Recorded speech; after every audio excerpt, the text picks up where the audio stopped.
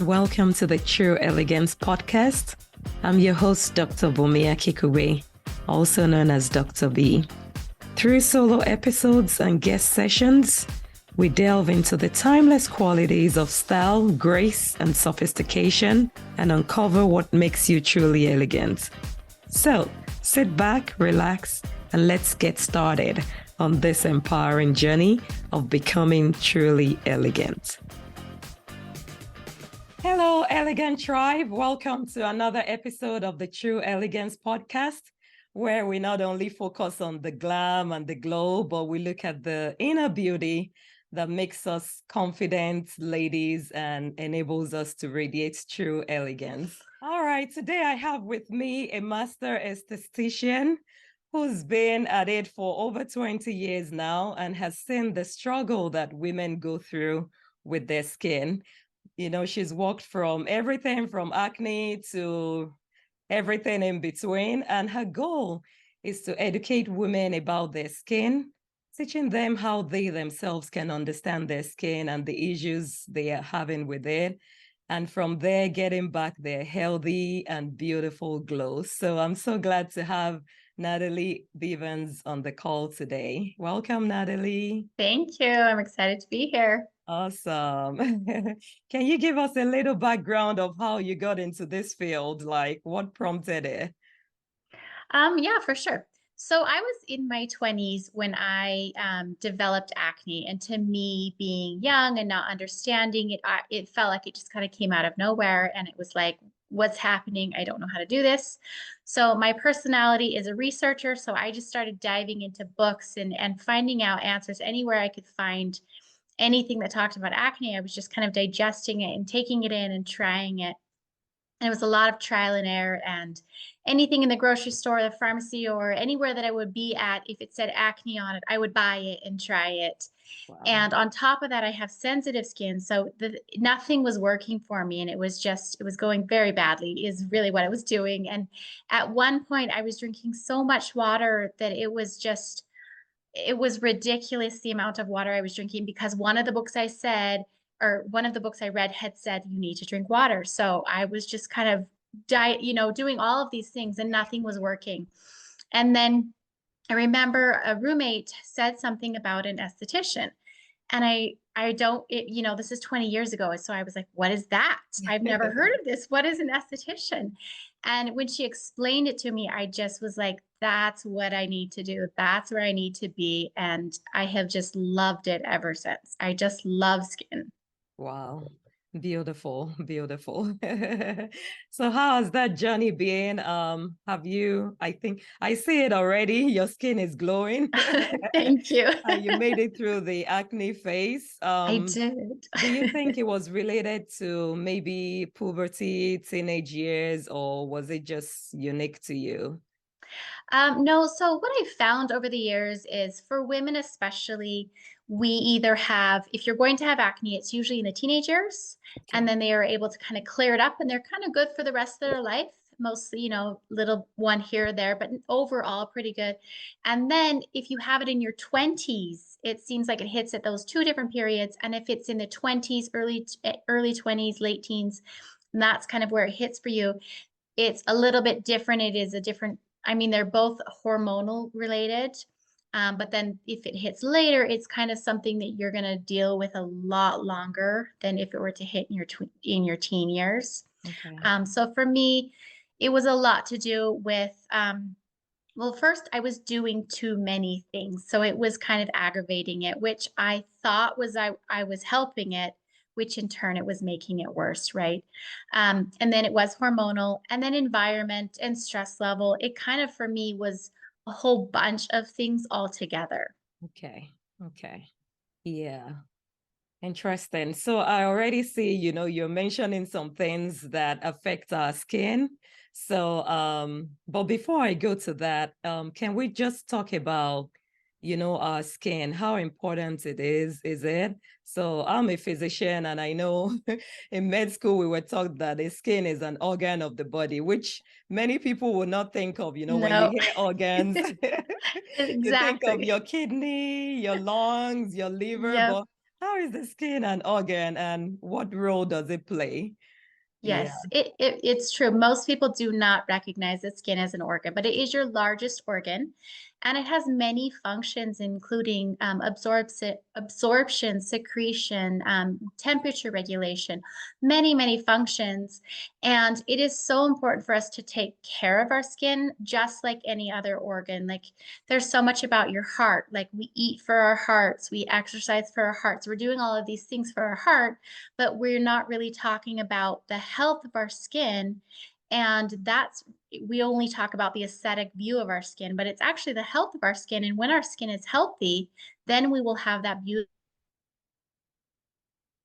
beautiful glow and that aesthetic look that we all try to achieve. So yes, it's incredibly important for your overall health. Awesome. Awesome. Thanks for sharing that. So how, let's see, where do I dive in? Okay, so you had mentioned some of it. What are the things that affect our skin? What are the good things we have to look at and some not so great things that we should avoid to ensure that we're taking care of our skin and thereby our overall health? There's a lot of things actually, and I think it's really important to understand that our skin is a reflection of what's happening on the inside. And so if you are not taking in enough nutrients, if you're not taking enough water and you're treating your internal body poorly, then it will reflect on your skin. So just your diet in general will make a big difference on your skin. So make sure you're getting your good fats and your fibers and your fruits and vegetables and your proteins and all of those, because that's what your skin is made up of. That's what it's going to thrive with. And if you don't take enough for your internal body, your skin is definitely not getting it. But then other things contribute a lot. Hormones will definitely contribute. And I think that's the main thing that everybody knows about is hormones will change your skin, especially like through puberty and stuff. We're all very aware of that. Right.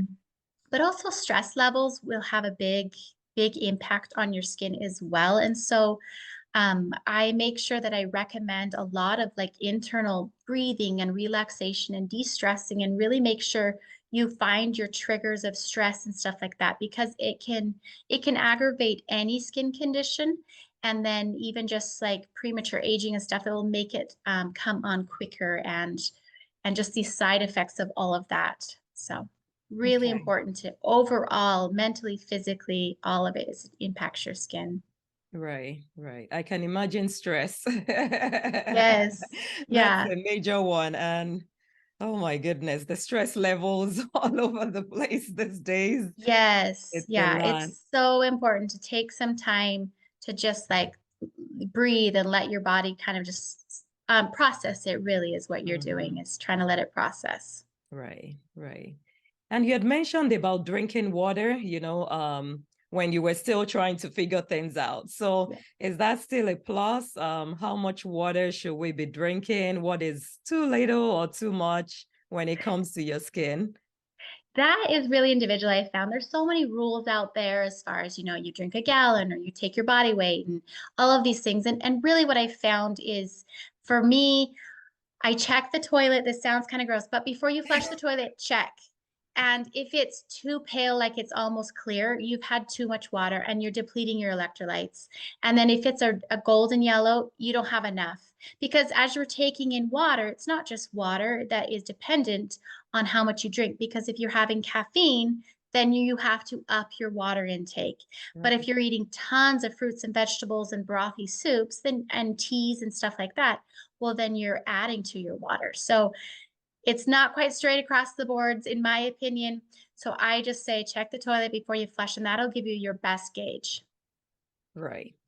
And you should be going to the toilet to start with. Yes, hopefully you Because are. sometimes we could just keep going and you haven't taken a bathroom break in what, like 6 hours? That's something. So staying hydrated will make Yes, you go to the bathroom and hopefully balance out how much yes, fluid intake you're getting. exactly. Yeah, yeah, beautiful. So, what are the elements of skincare, if I may ask? What are the components in your own aesthetic world. So as far as the actual products that you go on your skin, I always recommend 4. And that's the bare minimum. That's what I would recommend to somebody who wants the basic skincare regimen. I would always at least do 4. So you're going to cleanse your skin, and then you're going to exfoliate, moisturize, and sunscreen. And then going back to cleanse, how I recommend you do that is you're going to cleanse once in the morning. Even if you have cleansed at night, make sure you're cleansing in the morning, and then double cleanse at night. So at night, you want to make sure you're getting off all of your makeup and the dirt from the day and all of the debris and pollutants, everything like that. And then you want to have a good second cleanse that's going to get into your pores and really be able to pull anything out and deliver really good ingredients to your skin. And then you go into exfoliation.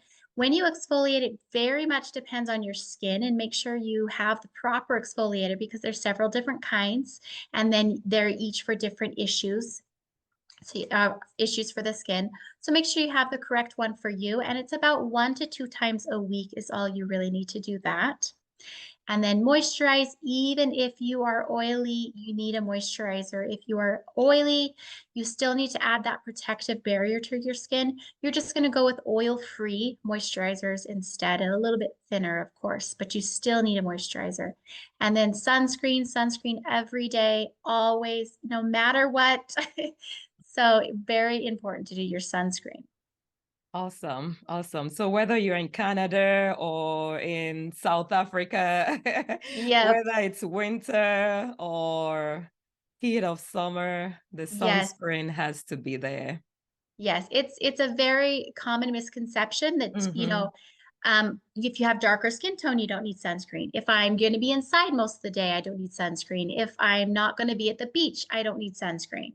And, or I tan really easily, so I don't need sunscreen. These are all very common misconceptions.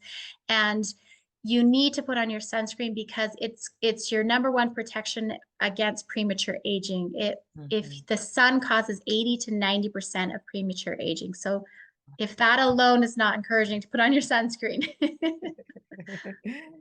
Yeah, beautiful. So cleanse, exfoliate like twice a week, then Yeah. moisturize and sunscreen. Yeah. Okay. Yeah. And the common thing that comes up with sunscreen, the SPF. Um, what are your thoughts about that? They have a lot of studies and stuff done, and at 15 and 30, there's only like a 3% difference in protection. Okay. So that you're not really getting that much more protection. And then if you get up to 50, it's again like very minimal protection, like upping your protection is so minimal. And once you get into 70, and I don't even know, they make them so high now, it really isn't that much more protective for you. So I just recommend a 15 to 30, and make sure you're reapplying. It has to be reapplied every 2 hours, of course. Okay. Beautiful. Beautiful. Nice. Lots of tips right there. Taking notes, and I'm sure our audience are enjoying this too. So you did talk about some misconceptions about skincare. So you talked about the use of SPF. What are some Yes. other no sunscreen, sorry. What are some other misconceptions around skincare that you like to demystify today? I think one, if we go back a little bit about the oily skin and you don't need a moisturizer, the reason you do need a moisturizer, I'll just kind of address that a little bit, is because you have a protective barrier on your skin. And if you are stripping, as we clean and exfoliate, we're kind of removing some of that, but we really do want to keep it on our skin. And it is a mix of oils and sweat and all of that that come on our skin, but you really want a really healthy layer of it. And that's where the moisturizer comes in. It's going to add that layer. And what that layer does is it protects your skin from invaders and from letting things out of your skin and letting things into your skin. And so it's really important to have that, because if you don't, you can get really dry skin even if you're oily, because your skin doesn't have that protective barrier. And so you're producing the oil so you feel oily, but your skin is not able to keep any of the moisture in. And so it just kind of escapes, and you can have really dry skin and oily at the same time. So really important. That's one thing. And then kind of leading into that actually is another misconception is sensitive skin. A lot of people think they have sensitive skin, and once they've actually just put on a healthy barrier and been able to kind of treat their skin, it takes a while to get that back up to a really healthy spot of your protective barrier. Then you don't have a sensitive skin as you thought you did. Now, some people still will have sensitive skin, but a lot of times you aren't sensitive, you're dry or you're sensitized. So you can become sensitized. The same thing will happen. You're kind of stripping that barrier with cold environments and lots of wind, or really, really hot water, or harsh chemicals, or if you're in a really polluted area. All of these things can kind of strip that away and make your skin just kind of open is what it happens. And your skin just open and not protected. And so things can go out and things can come in that you don't want either way. So those are a couple of the things that I would say are definitely misconceptions with skin. Okay. Wow. Beautiful. Beautiful. And then when we're talking about skin products, I know sometimes when you pick up, is it your cleanser or moisturizer, and you're looking at the ingredients, it's just so many things. Some you can't Yes. even pronounce them. Yes. So is it the more the ingredients, the better, or the less? What are some maybe things we should be watching out for? And yeah, what's good, what's scary? It definitely can be overwhelming to turn that bottle around and look at it, especially if you don't have a clue what any of them mean in the first place and you're Right. just seeing this big list. Right. But ingredients are really, for me, because I do virtual consultations, and so I work very individual, and so the products and the ingredients that I pick for people are very individual. And so something that would work for just take acne for instance, something that would work for this person with acne is not going to work for this person with acne. And so I mean, I could tell you top ingredients for acne or top ingredients for aging and stuff like that, but it really comes down to individual. I would try to stay away from like mineral oils and alcohols and things that are, and synthetic fragrances, things that you know will trigger problems. But as far as the good ingredients to look for, it's very individualized. But Okay. there's a lot out there. So I could talk for a very long time on ingredients. No, we'll just come for one-on-one consultation. There you go. But I think water-based seems to be more encouraged, right? You Uh-huh. know, it really depends on the skin. If you have oily skin, yes. If you're prone to that, then I would say Okay. yes, go with water-based. But if you are dry, no, you want the oil-based. You want the good hydration. So really just hydrate that skin and get it into the skin. Yeah. Wow. Awesome. Awesome.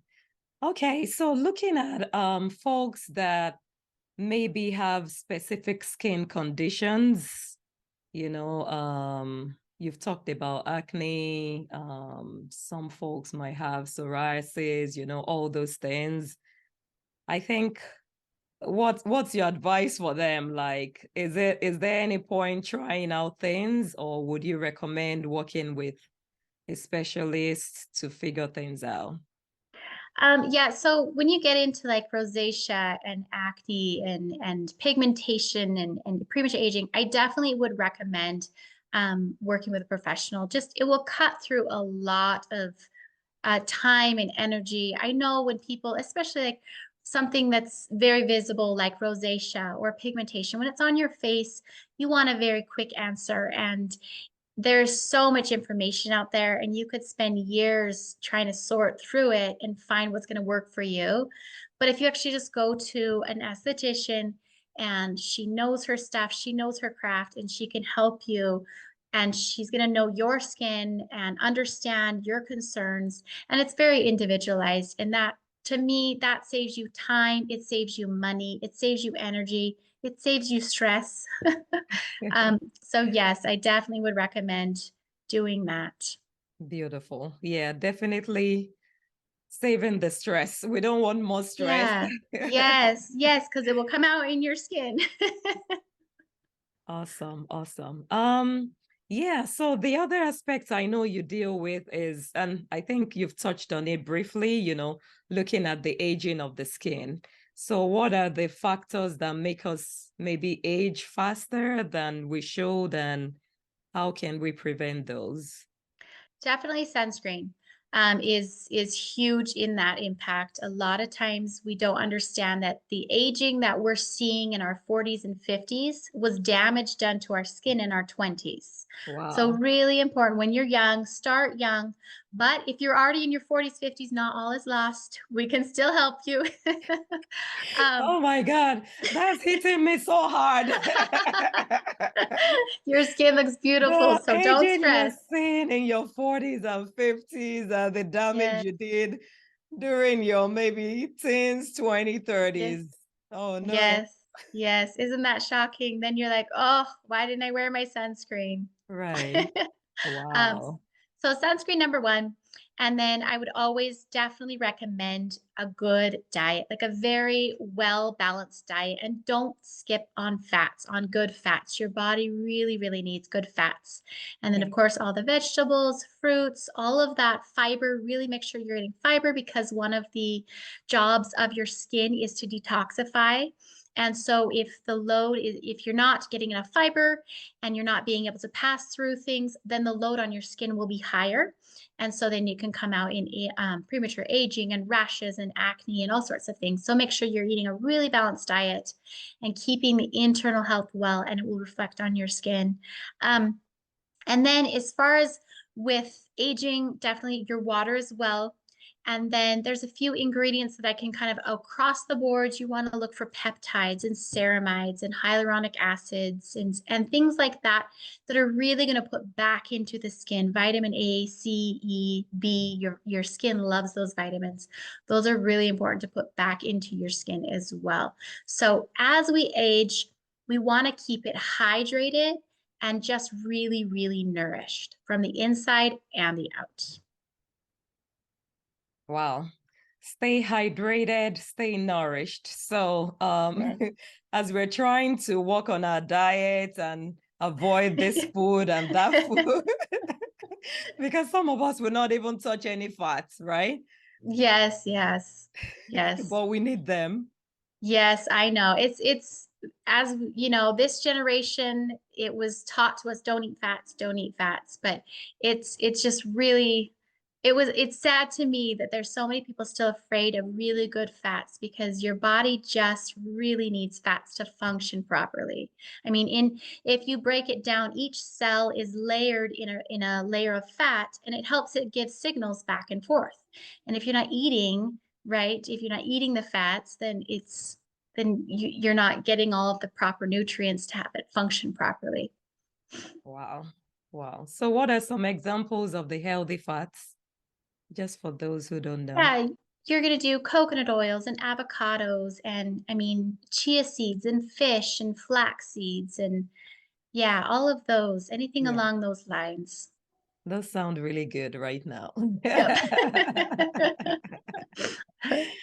Wow, beautiful, beautiful. Those are really great. And I think we've touched on many aspects of skincare today and looking at how important it is to take care of our skin. I think sometimes one thing we struggle with is also the end of the day routine, which Yes. you've highlighted that the cleansing even has to be double Yeah. in the evening, because at first you're getting rid of all the makeup and then you're making sure it's well cleansed, right? Yes, Yeah. yes.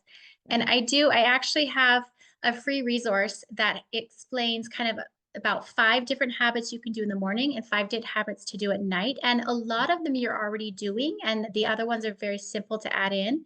Yeah. And so I just kind of go through and explain kind of how they're helping your body and a more like soothing, relaxing ways to do the same things that you're already doing.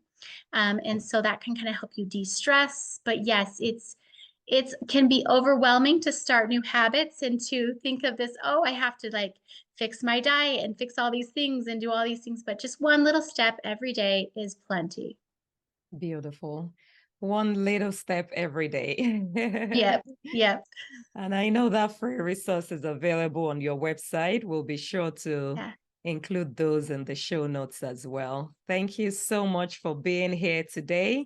So what kind of services do you offer for folks who are interested in glowing and not aging so fast? And getting beautiful skin, right? So Yeah. I actually have a program that there's 3 steps in it. And the first one is you're going to learn all about your skin, because I think it's so important that you're your own advocate for your skin and you don't rely on a professional to say, you need this, you need this. And you're doing it kind of blindly. You don't really know why you're using these products or why you doing these certain things. So I go through, it's a video course, and you go through and you learn all about your skin and products and ingredients and all of the things like that. And then the second part is you'll have a consultation with me where we go very in depth with your specific skin, and I get put together a regimen for you. And then the third part is for 3 months, you have access to me. So as you're going through these courses, as you're using the products, as you're getting used to all of these changes, you have access to me to ask questions, to clarify, say, hey, this is what's happening. What does this mean? Like, I learned this on the videos. How does that apply to me if you're not able to like translate it? So for 3 months, we get you from start to finish. By the end, you should completely understand your skin. And for the rest of your life, you'll know how to recognize the changes in your skin and how to understand what it is that it needs and what products are going to work for you and what's not. Beautiful. For the rest of your life. Yes, yes, yes, because your skin's always changing. And if you Right. are using the same products you did in your 20s, it's not serving you anymore. And so even during the seasons, our skin changes. And if you move to a different climate or a different environment, your skin Right. is going to change. And you need to be able to recognize that and understand, oh, okay, I need a thicker moisturizer, or I need something more nourishing, or, there's so many things, but I will give you the tools so that you can do that yourself. Wow. And that is so true because, as we're gradually transitioning from spring to summer out Yeah. here, you can already tell, okay, Yeah. something has to Like, change. exactly, Yes, exactly. yes. Wow, beautiful. Thank you so much for all the valuable information you've shared here today. And we really do appreciate that. And, these are ways that we continue to stay elegant and radiate that inner beauty so that it can last beyond the 30s, 40s, 50s to the 80s, 90s. Yes, And for exactly. the whole lifetime. Beautiful, beautiful. So if our audience wants to connect with you beyond today, how can they stay in touch? So they can reach out to me through my Instagram at the Fordham Beauty, or they can go get that free resource. Once they get the free resource at lp.fordhambeauty.com, if they get it there, then they've entered my newsletter, and they can just reply to the emails and I will answer them straight back. Beautiful. We'll be sure to include those in the show notes as well. Well, thank you so much for being on today. I don't know, do you have any closing remarks before we wrap it up? I just keep your body healthy inside, and it will help that glow on the outside. Beautiful. Thank you so much, Natalie, for Thank you for being having on the me. True Elegance podcast today. Take Thank care. you. Be sure to subscribe so you'll be the first to be notified of every new episode. Leave a review and share this podcast with that elegant lady in your life. This is a space where we can come together to empower and inspire each other and live feeling elevated and enlightened. See you in the next episode.